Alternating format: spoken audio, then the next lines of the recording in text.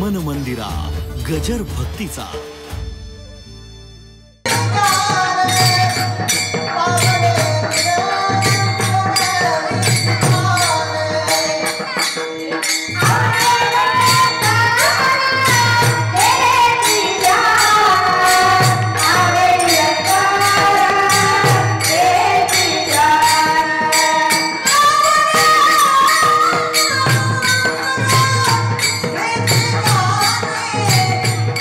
Hare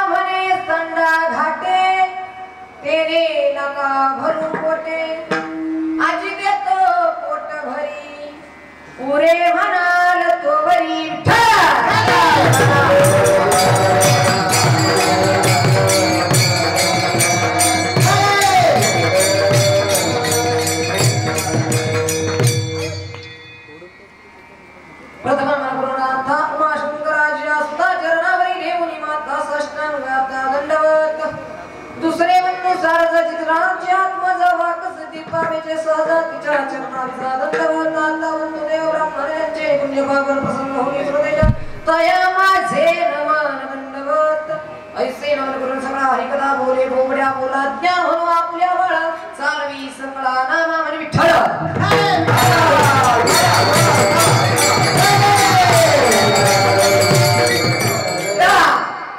वारकरी ज्ञानोबाराया तुकोबाराया नाथ महाराज ज्या वारकरी असणाऱ्या माझ्या संतांमुळे हा परमार्थ तारलेला आहे ना त्या संतांना एकदा नमन करू बर का मस्तक ही पाया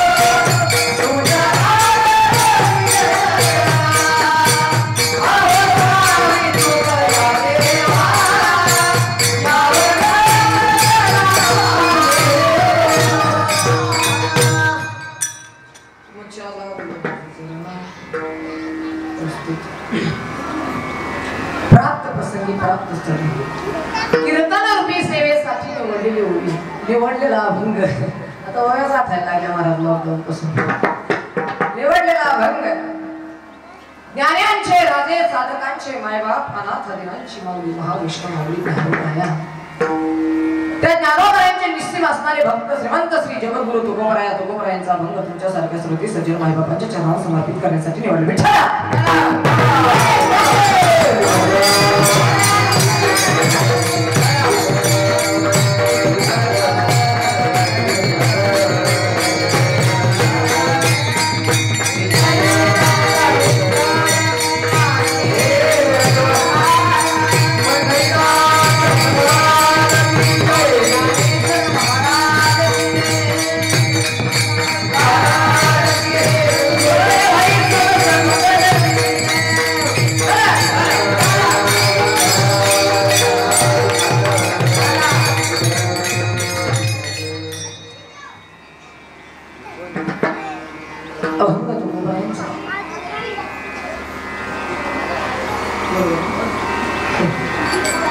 अभंग तुकोबरायचा आहे कीर्तनाला सुरुवात करण्याआधी थोडासा परिहार द्यायचा तो म्हणजे असा सैनागड संस्थान सापडगाव आयोजित भव्य बाल कीर्तन महोत्सव ठिकाण ठाकूर मुंगाव आयोजक हरिभक्त परायण ऋषिकेश महाराज निजवे बघा वारकरी संप्रदायामध्ये जीवन जगत असताना माणसानं असं जगलं पाहिजे ऐका बरे का वारकरी संप्रदायामध्ये जीवन जगत असताना माणसाने असं जगलं पाहिजे आपण बोलायला लागल्याच्या नंतर दोन माणसाने आपल्या मताशी सहमत असलं पाहिजे आपण चालायला लागल्याच्या नंतर दोन माणसं आपल्या सोबत चालायला पाहिजे आणि आपण त्या ठिकाणी एखाद्या असणाऱ्या विषयासोबत चर्चा करायला लागलो तर त्या असणाऱ्या आपल्या विषयाला धरून दोन जण बोलले पाहिजे याच्या पुढे जाऊन सांगू का जीवन जगत असताना माणसानं असं जगलं पाहिजे की त्या ठिकाणी आपल्या बोलण्याला दोन जणांनी प्रतिसाद दिला पाहिजे आपण चालायला लागले दोन जण आपल्या सोबत चालले पाहिजे आणि आपण मेल्याच्या नंतर जर एखाद्याला कळलं की महेश महाराज मेले तर त्याच्या डोळ्यातच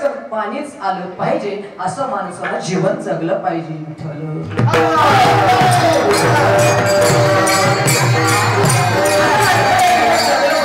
दादा ऐका ना सांगेल मी तुम्हाला प्रस्तुत प्राप्त सेवेसाठी जो निवडलेला अभंग आहे तो श्रीमंत श्री जगद्गुरु तुकोबरायांचा आहे. तुकोबराय या ठिकाणी असणाऱ्या अभंगातून सांगतात की बाबा भगवंताचं आणि त्या ठिकाणी त्या गोपाळांचं त्या ठिकाणी जे झालेलं संभाषण आहे ते असणाऱ्या भगवंताचं आणि गोपाळांचं संभाषण आम्हाला तुकोबरायांनी अभंगातून सांगितलंय. तुकोबराय म्हणतात भगवंत ते असणाऱ्या गोपाळांना बोलतोय याल तरी यारे लागे अवघे माझ्या मागे मागे. भगवंत त्या ठिकाणी गोपाळांना सांगतो बाबांना तुम्हाला यायचं असेल तर या. ठीक आहे महाराज. भगवंताला त्या ठिकाणी एक श्रवणगडी विचारतोय त्या ठिकाणी भगवंता तुझ्या मागे आल्यावर काय होईल. त्यावेळेस भगवंत सांगतो याल तरी यारे लागे अवघे माझ्या मागे माझे. मग आजी देतो पोट भरी पुरे म्हणाल तुरे. भगवंत सांगतो जोपर्यंत तू पुढे म्हणत नाही तोपर्यंत तू वास म्हणत नाही जोपर्यंत तुझी भूक त्या ठिकाणी मिटली जात नाही तोपर्यंत मी तुम्हाला देईन बरे का. ठीक आहे महाराज देतात. पण नंतर महाराज सोना एक सवंगडी विचारतो का ना आम्ही तुझ्या मागे आल्याच्या नंतर तू आम्हाला देणार आहे काय देणार आहे. पोट भरून देणार आहे. पण ठीक आहे. त्याच्यात एक वाकड्या होता महाराज आणि एक बोबड्या होता.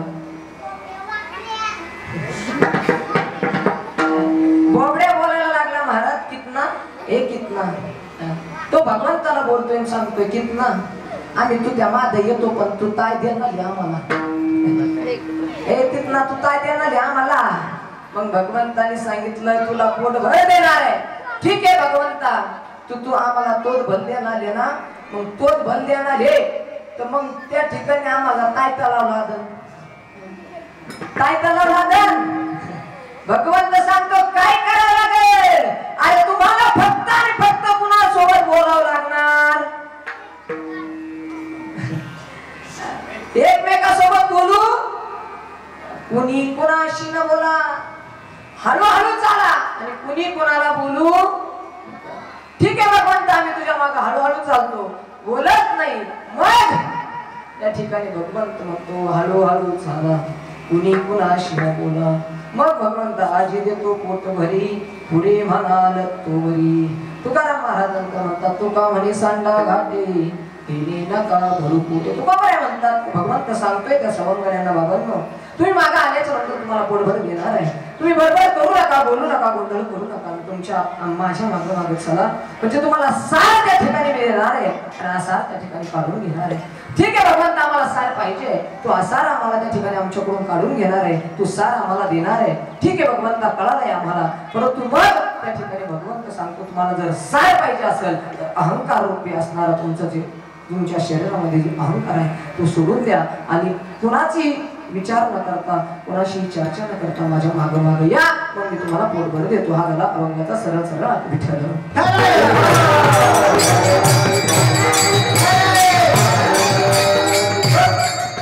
अभंगाचा सरळ अर्थ झाला आज कालाय महाराज. काला म्हणजे काय तर सप्ताह 7 दिवसाचा असला तरी त्याची सांगता ही काल्याने करावी लागते. सप्ताह 5 दिवसाचा असला तरी त्याची सांगता ही काल्यानेच करावी लागते. आणि सप्ताह महिन्याचा असला तरी त्याची सांगता ही काल्यानेच करावी लागते बरं का. म्हणून आज काला आहे. ठीक आहे महाराज काला म्हणजे काय बरं का. काला म्हणजे काय तर काला झाला का आम्ही सगळ्यांनी हाला. महाराज काला झाला आता तुम्ही हाला आणि पुन्हा काला झाल्यावर जर एखाद्या दिवशी महाराज लिंगावर दिसला तर का आला कळतंय ना तुम्हाला. पुन्हा एखाद्या दिवशी जर महाराज दिसला तर का आला. म्हणून हा आहे काला विठ्ठल.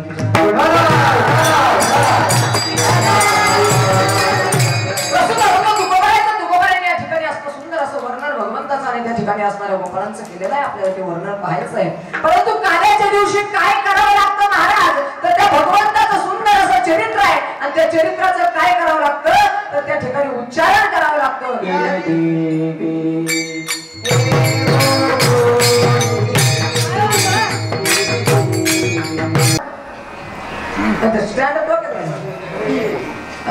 ऐका भगवंताचं सुंदर असं चरित्र आहे. त्या सुंदर असं चरित्र संसारामध्ये प्रेम हा भाग आहे. बाळावर प्रेम करतो तो बाप असतो.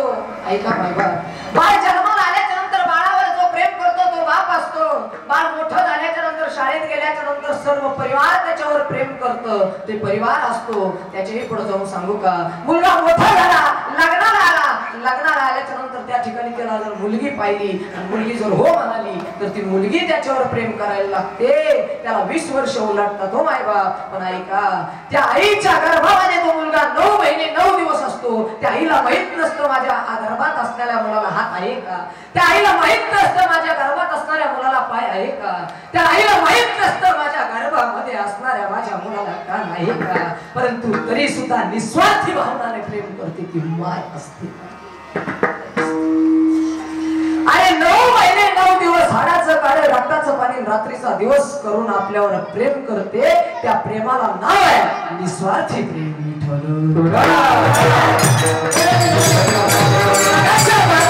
प्रेम करणारे भरपूर भेटतील मायबा. ऐका, अरे या जगाच्या बाजारामध्ये प्रेम करणारे भरपूर भेटतील मायबाप. ऐका, सांगेन मी तुम्हाला. अरे मुलगा मोठा झाला आणि मोठा झाल्याच्या नंतर महाराज काम करायला लागला तर गाव त्याच्यावर प्रेम करतं का. सोन्या इकडे एवढे बिड्याच्या पेट्या. मुलगा मोठा झाला, काम करायला लागला तर गाव त्याच्यावर प्रेम करतं. मुलगा अजून मोठा झाला, शाळेत जायला लागला आणि भाषण करायला लागला तर शिक्षक त्याच्यावर प्रेम करतात. त्याच्या पुढे जाऊन सांगू का, मुलगा मोठा झाला, फार मोठ्या नोकरीला लागला आणि नोकरीला लागल्याच्या नंतर महाराज सुंदर अशी बायको केली आणि बायको केल्याच्या नंतर महाराज त्या बायकोला त्यांनी जर पैठणी 1 लाख रुपयाची आणली तर बायको सुद्धा त्याच्यावर प्रेम करते ना. तुम्हाला असं वाटतं का बायको निस्वार्थी प्रेम करते? नाही, बायको कधीच निस्वार्थी भावनेने प्रेम करत नाही महाराज. ऐका, सांगू का, ऐका काय झालं महाराज. नवरा बायको होते, नवरा बायको. इतके प्रेम होतं महाराज त्यांचं, इतकं प्रेम होतं की भयानक प्रेम होतं महाराज. आणि त्या ठिकाणी ते असणाऱ्या बाईचा नवरा एसटीत कामाला होता. कुठं बोला सगळ्या मी वैतागलेलो 3 दिवस झाले, काटा झाला महाराज.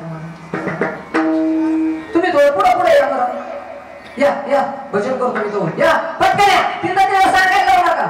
ज्यांना का नाही त्यांना ऐकू येईल. पुढे यावर पटकन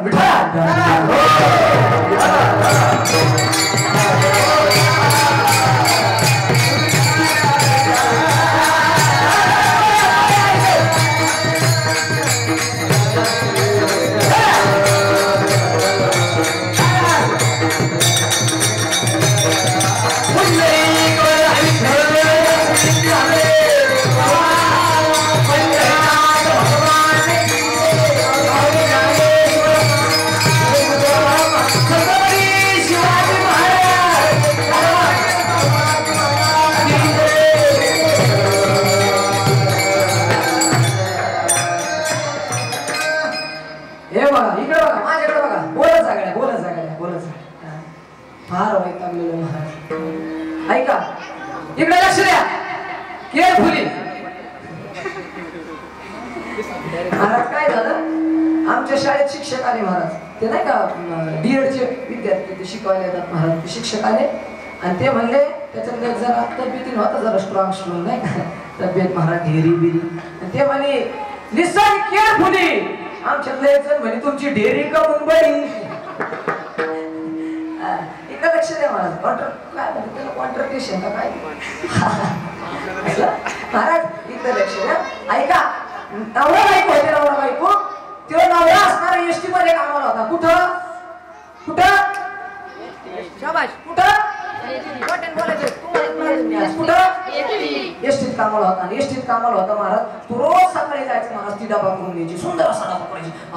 गुलाबजामू करायची महाराज, कधी कधी जिलाबी करायची महाराज, कधी कधी पिठलंच करायची महाराज. पण सुंदर असा डबा करायची महाराज आणि डबा द्यायची महाराज. तो रोज एसटीत कामाला जायचा आणि महाराज जोपर्यंत तो येत नाही तोपर्यंत ती जेवण. कारण महाराज माहितीये, हिने जर जिलेबी करून दिली तर ती तो रस्सावाला घेऊन येत होता, त्याच्यामुळे ती जेवण करत नव्हती. पण याला वाटायचं वा महाराज काय माझ्या पत्नीचं प्रेम आहे माझ्यावर, काय माझ्या पत्नीचं प्रेम आहे. तो सगळ्यांना सांगायचं माझी पत्नी माझ्यावर इतकं प्रेम करते म्हणायचं, इतकं प्रेम करते मी सांगता येत नाही. महाराज काय झालं एक दिवस, ते पत्नीनेच त्याला विचारलं का म्हणे तुमचं किती प्रेम आहे माझ्यावर, किती प्रेम आहे तुमचं माझ्यावर. महाराज ते म्हणला अगं तुझ्यावर इतकं प्रेम आहे, इतकं प्रेम आहे, इतकं प्रेम आहे मी सांगू शकत नाही म्हणे. बायका मुद्दाम करतात महाराज. सांगा ना म्हणे तुम्ही किती प्रेम. ते झटकान झटकान महाराज काय असं नाही काय सांगा. अजून मला अनुभव नाही मी सांगतोय महाराज. महाराज ती बायका म्हणायची सांगा ना किती प्रेम आहे. तो म्हणायचा सांगता येत नाही. ती म्हणायचं सांगा ना किती आहे. तो म्हणता सांगता येत नाही. मग सहज तिने आता गप मारवला नाही. ती म्हणती मी जर मेले तर तुम्ही काय करता. ती म्हणे मी येडा होईन. येडा काय होईल. येडा काय होईल. ती म्हणली मी जर मेले तर तुम्ही काय करता. ते म्हणे मी काय होईल. येडा होईल. ती म्हणे तुम्ही जर येडे झाले तर दुसरी बायको बियको तर नाही करणार. ते म्हणे येड्याचा काय नियम आहे. तुम्हाला कळतंय का मी काय सांगते. लक्षात येत आहे का. महाराज विरोध करण्यासाठी सुद्धा फास्ट बुद्धी लागते महाराज. थोडीशी रेष लागते महाराज. जीवन खप्पा खप रेषेच ऐका महाराज ऐका सांगेल तुम्हाला. काय झालं महाराज विरोध कळत नाही महाराज. रिक्षा इकडे लक्ष द्या. काय झालं मी आळंदीला होतो महाराज. आणि आळंदीला आमच्या एका मित्राने महाराज अशी पिशी आणली. माझ्याकडे अशी पिशी दिली. त्या पिशीत सीताफळ होते महाराज. 10 सीताफळ होते. मी अशी ती पिशी घेऊन गेलो आणि समोर मला महाराज सुपेकर महाराज भेटले. बरं आपले सुपेकर महाराज भेटले. आणि सुपेकर महाराज भेटल्यानंतर मी त्यांना म्हणलो सुपेकर दादा तुम्ही जर सांगितलं या पिशीत काय तर हे सगळे सीताफळ तुम्हाला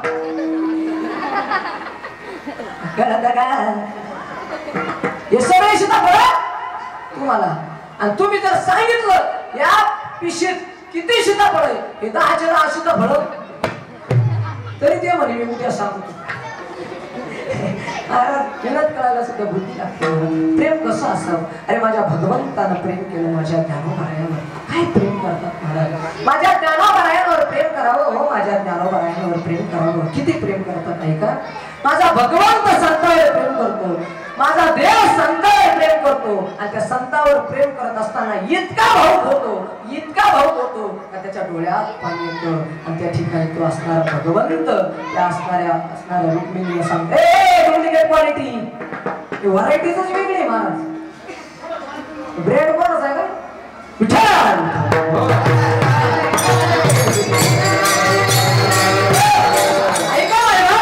माझ्या ज्ञानोबरायांवर प्रेम करावं. अरे किती प्रेम करावं माझ्या ज्ञानोबरायांवर आहे का सांगेन मी तुम्हाला. अरे माझे ज्ञानोबराय त्या ठिकाणी आळंदीमध्ये राहतात. हो माझ्या आळंदीमध्ये राहणारे ज्ञानोबराय आहेत. माझ्या आळंदीमध्ये राहणाऱ्या ज्ञानोबरायांची मायबाप आता गेलेली आहेत. एक सांगू या जगाच्या पाठीवर तुम्हाला सर्व मिळेल मायबाप. मी त्या दिवशी बोललो तुम्हाला या जगाच्या पाठीवर सगळं मिळेल मायबाप पण माय नाही मिळणार. एक सांगू अरे ढगाआड गेलेला सूर्य तुम्हाला पुन्हा दिसू शकतो पण माती आड गेलेली माय तुम्हाला दिसणार नाही. म्हणून त्या आईला जपात आला. एक सांगू अरे कौन सी चीज है जो यहाँ नहीं मिलती. एक सांगू अरे प्रयत्न केल्याच्या नंतर या जगाच्या पाठीवर तुम्हाला सगळं मिळेल. आमचे गुरुजी सांगायचे अरे लहरों से डरकर नौका कभी पार नहीं होती. लहरों से डरकर नौका कभी पार नहीं होती. कोशिश करने वालों की कभी हार नहीं होती. कभी हार नहीं. प्रयत्न केल्याच्या नंतर या जगाच्या पाठीवर सगळं मिळेल मायबाप. प्रयत्न केल्याच्या नंतर तुम्हाला तुमची माय नाही मिळणार. अरे कौन सी चीज है जो यहाँ नहीं मिलती. अरे कौन सी चीज है जो यहाँ नहीं मिलती. सब कुछ मिलता है यहाँ लेकिन माँ नहीं मिलती. लेकिन माँ आई नहीं मिळणार. जगाच्या बाजारात तुम्हाला माय मिळणार नाही महाराज. ऐका माझ्या ज्ञानोबरायांचे मायबाप गेले दादा.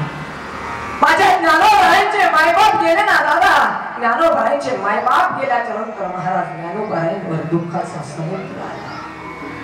अरे ज्ञानोबरायांचा मोठा भाऊ निवृत्ती दादा त्या ठिकाणी असणाऱ्या नाशिकला निघून गेलेला आहे. काय करावं समजत नाही. ज्ञानोबराय घरामध्ये मोठे आहेत. ज्ञानोबरायांचं वय वर्ष 12 आहे.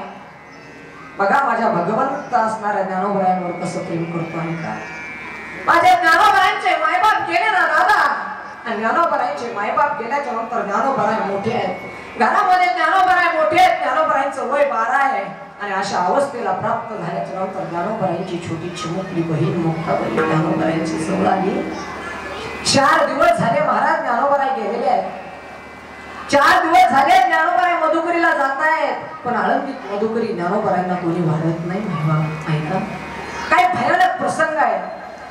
माझी 4-5 वर्षाची मुक्ताबाई त्या ठिकाणी ज्ञानोबरायांच्या जवळ आली. ज्ञानोबरायांनी सांगितलं ज्ञाना बोलता येत नाही माझ्या मुक्ताबाईला, बोलता येत नाही दादा, माझ्या मुक्ताबाईला बोलता येत नाही दादा. माझ्या ज्ञानोबारायांच्या जवळ माझी मुक्ताबाई जाते, ज्ञानोबारायांच्या असणाऱ्या मांडीला मिठी टाकते, सांगते ज्ञाना 4 दिवस झाले रे ज्ञाना आपली आई गेली आहे, 4 दिवस झाले रे ज्ञाना आपले बाबा गेले, ज्ञाना ऐक ना, तू रोज मधुकरीला जातोस रे ज्ञाना, पण आळंदीत गेल्याच्या नंतर तुला कोणी मधुकरी देत नाही ज्ञाना. पण आई आज 4 दिवस झाले ज्ञाना पोटामध्ये भाकरीचा कण नाही रे.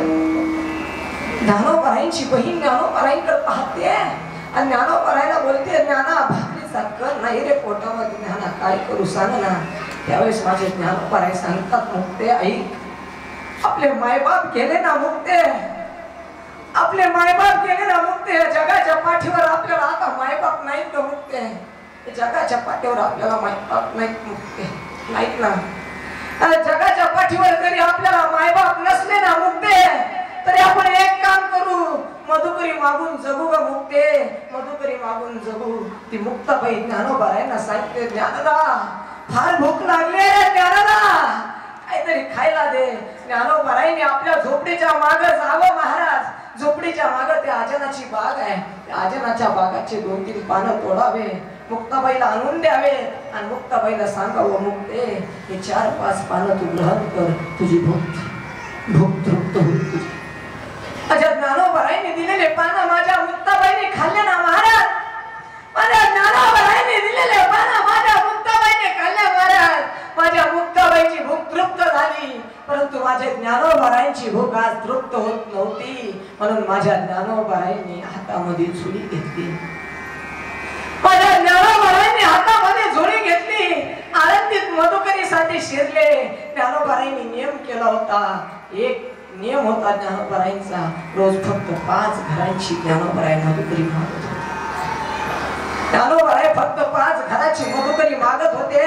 ज्ञानोबाराय घरामध्ये आळंदीमध्ये शिरले आणि आळंदीमध्ये गेल्याच्या नंतर महाराज त्या ठिकाणी ज्ञानोबारायांना कोणी मधुकरी देत नाहीये. ज्ञानोबारायांनी पहिल्या घरात थाप टाकली, ज्ञानोबारायांनी पहिल्या घरात थाप टाकली, घर उघडलं गेलं आणि घर उघडल्याच्या नंतर ज्ञानोबारायांना त्या ठिकाणी मधुकरी मिळाली नाही. ज्ञानोबाराय दुसऱ्या घरामध्ये गेले, दुसऱ्या घर ज्ञानोबारायांनी थाप टाकली, घर उघडलं गेलं, एक आजी घरातून बाहेर आली आणि ज्ञानोबारायांना मधुकरी दिली महाराज. ज्ञानोबारायांनी आनंदाने मधुकरी घेतली आणि मधुकरी घेतल्याच्या नंतर विचार केला माझी 4 वर्षाची बहीण घरात आहे, आता माझ्या मुक्तीला मी मधुकरी देणार आहे. एक प्रसंग आहे, माझ्या बहिणीला मी मधुकरी देणार आहे, माझ्या बहिणीला मी मधुकरी देणार असं म्हटल्याच्या नंतर महाराज ज्ञानोबाराय तिसऱ्या घरामध्ये गेले, तिसऱ्या घरावर थाप टाकली, घर उघडलं गेलं आणि माझ्या ज्ञानोबारायांच्या छातीत लाथ घालण्यात आली. ज्ञानोबाराय धरणीला पडले. ज्यावेळेस माझे माऊली ज्ञानोबाराय धरणीला पडले ना महाराज, माझे ज्ञानोबाराय असणारे रडायला लागले, ज्ञानोबारायांच्या तोंडातून रक्त व्हायला लागलं आणि ज्ञानोबारायांच्या तोंडातून रक्त व्हायला लागल्याच्या नंतर महाराज त्या ठिकाणी माझ्या ज्ञानोबाराय उठून उभा राहिले आणि त्या माणसाला सांगतात दादा का मारलो आम्हाला, आमचे मायबाप मेलेत म्हणून आम्हाला मारलं का तुम्ही, आमचे मायबाप मेलेत म्हणून आम्हाला मारलं का दादा, का आम्ही संन्याशाची मुलं आहोत म्हणून आम्हाला मारलं दादा. त्या ब्राह्मणाने सांगितलं अरे संन्याशाच्या कारट्यानो, अरे ज्ञाना तुझा हात माझ्या घराला लागला म्हणून माझं दार वाटलं गेलं, तू पाप केलंस रे ज्ञाना. त्यावेळेस माझे ज्ञानोबाराय त्याला बोलतात दादा माझा हात तुमच्या दाराला लागला म्हणून तुझं दार वाटलं गेलं नाही का, पण ऐका ना दादा तुमची लात माझ्या छातीला लागली, तुमचा पायही वाटला गेला असेल ना. काय शांत वृत्ती आहे महाराज. परंतु ऐका माझ्या ज्ञानोबारायांना जीवनामध्ये कधी राग आला नाही, पण त्या दिवशी माझ्या ज्ञानोबारायांना राग आला. अरे कोणत्या दिवशी माझ्या ज्ञानोबारायांना राग आला. ज्ञानोबाराय पुन्हा आळंदीत मधुकरीसाठी शिरले आणि मधुकरीसाठी गेल्याच्या नंतर आमची मुक्ताबाई 8 वर्षाची झालेली आहे. आळंदीत मधुकरीसाठी माझ्या ज्ञानोबाराय गेलेले आहे आणि ज्ञानोबाराय आळंदीत शिरल्याच्या नंतर महाराज ज्ञानोबारायांच्या मुखामध्ये सुंदर असं भजन चाललेलं आहे, सुंदर असा हरिपाठ ज्ञानोबाराय रचताय, देवाची द्वारी सुंदर असं म्हणतायत महाराज, देवाची आभारी युवाक्षर भरी तेने मुक्ती चारी साधल्या. अरे ज्ञानोबरायांचा हरिपाठ चाललेला आहे आणि हरिपाठ करत असताना माझ्या ज्ञानोबरायांच्या झुळी कोणीतरी सडलेलं पुत्र टाकलं नाही बा. माझ्या ज्ञानोबरायांच्या झुळीत सडलेलं पुत्र टाकलं ना मायला. माझ्या ज्ञानोबरायांना कळालं नाही दादा. माझ्या ज्ञानोबरायांना कळालं नाही. माझ्या ज्ञानोबराची मधुकरीची झोळी जड झाली म्हणून घराकडे निघाले आणि आळंदीच्या सिद्धपीठावर आल्याच्या नंतर महाराज ज्ञानोबरायांनी ती झोळी माझ्या मुक्ताबाईच्या ताब्यात दिली. मुक्ताबाईने ती झोळी उघडून पाहिली. भयानक असा वास सुटलेला आहे आणि वास सुटल्याच्या नंतर माझी मुक्ताबाई ज्ञानोबरायांना बोलते, ज्ञाना अरे ही तुझी बहीण मुक्ताई रे. तुझा भाऊ सोपान घरी आहे, त्यांना खायला काही नव्हतं म्हणून तू एक का घाण आणलीस रे ज्ञाना. अरे ज्ञाना ज्या गोष्टीचं आपण नाव घेऊ शकत नाही ती गोष्ट तू घेऊन आलास ज्ञाना. काही वाटतं का रे ज्ञाना. त्यावेळेस ज्ञानोबराय भानावर आले आणि ज्ञानोबराय बोलायला लागले, मुक्ते काय त्याच्यात. त्यावेळेस माझ्या मुक्ताबाईने सांगितलं, दादा याच्यात सडलेलं पुत्र आहे रे, सडलेला श्वान आहे याच्यात. असं सांगितल्याच्या नंतर माझ्या ज्ञानोबरायांच्या अंगावर काटा आला आणि ज्ञानोबरायांनी सांगितलं, मुक्ते जा ती झोळी त्या ठिकाणी त्या असणाऱ्या इंद्रायणीच्या कडीला टाकून ये. माझी मुक्ताबाई झोळी टाकायला गेली तोपर्यंत माझ्या ज्ञानोबरायांनी ताटी लावली. ज्ञानोबरायांना इतका राग आला महाराज, इतका राग आला आणि राग आल्याच्या नंतर ताटी लावली आणि ताटी लावल्याच्या नंतर माझी मुक्ताबाई त्या ठिकाणी ज्ञानोबरायांना उपदेश करते, ज्ञाना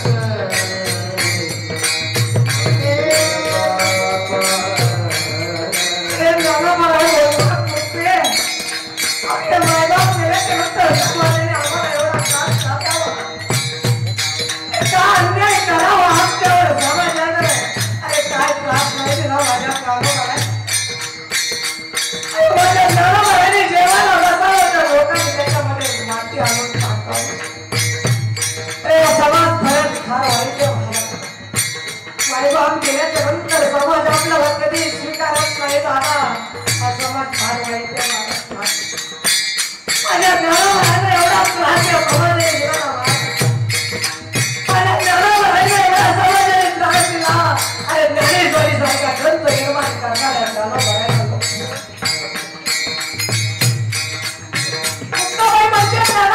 विसरून आहे त्याला कुठे का विसरू त्यावेळेस त्या ठिकाणी आमची मुक्ताबाई सांगते आपण संत आहोत तुम्ही योगी आहात योगी आणि योगी हा पावन असतो बरे का हा मनाने पावन हे योगी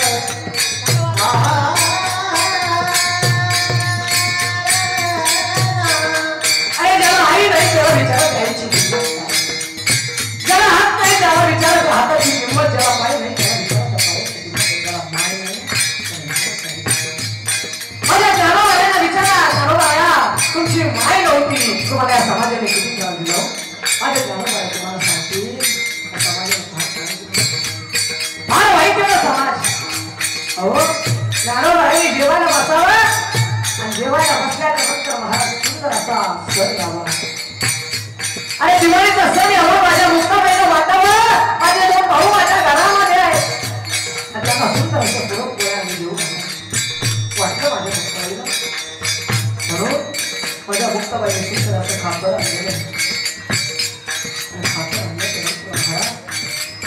खापर निम्म्यापर्यंत आणलं आणि खापर आणल्यानंतर त्या विश्वाने ते खापर भरून टाकलं आणि सांगितलं संन्यासाच्या कार्ते अरे काय करायचं तुम्हाला पुरणपोळ्याची साली संन्यासाची पोरची पोरकी झाली तर झाली आमचं गावही वाटवलं मग मुक्ताबाईला महाराज डोळ्यातून पाणी यावं ज्ञानोबाईंकडे यावं ज्ञानोबाईला सांगितलं ज्ञाना अरे पुरणपोळीचा स्वयंपाक करायचाय ज्ञाना पुरणपोळीचा स्वयंपाक करायचाय कुंडाने बनवलाय ज्ञाना काय करू का अरे ज्ञानोबाईंनी पाठीवर झोपावं आणि सांगावं माझे बहिणी अगं मुक्ताबाई माझ्या पाठीवर माझे भात अरे समाजाने असणाऱ्या ज्ञानोबाईंना दवा दिला नाही तर तुम्हाला आम्हाला काय असणार देणार आहे समाज म्हणून माझी मुक्ताबाई ज्ञानोबाईला सांगते सगळं विसरून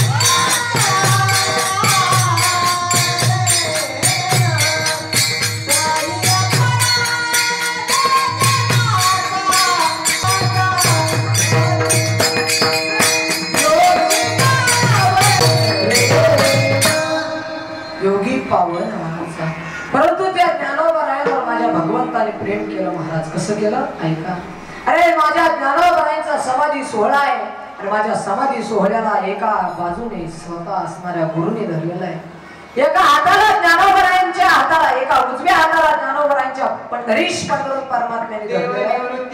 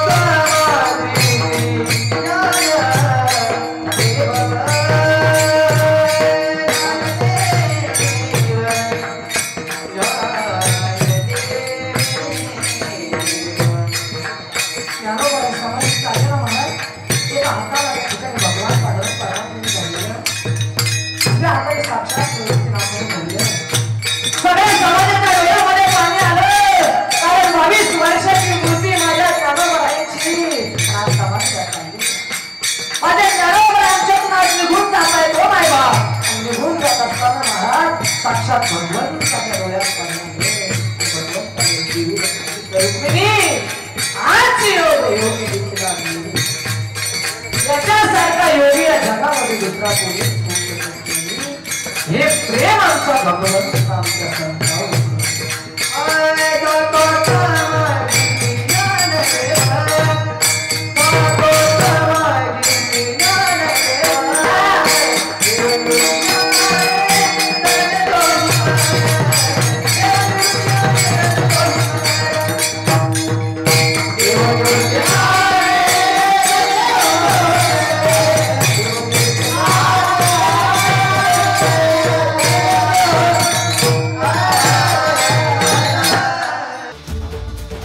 मन मंदिरा गजर भक्तीचा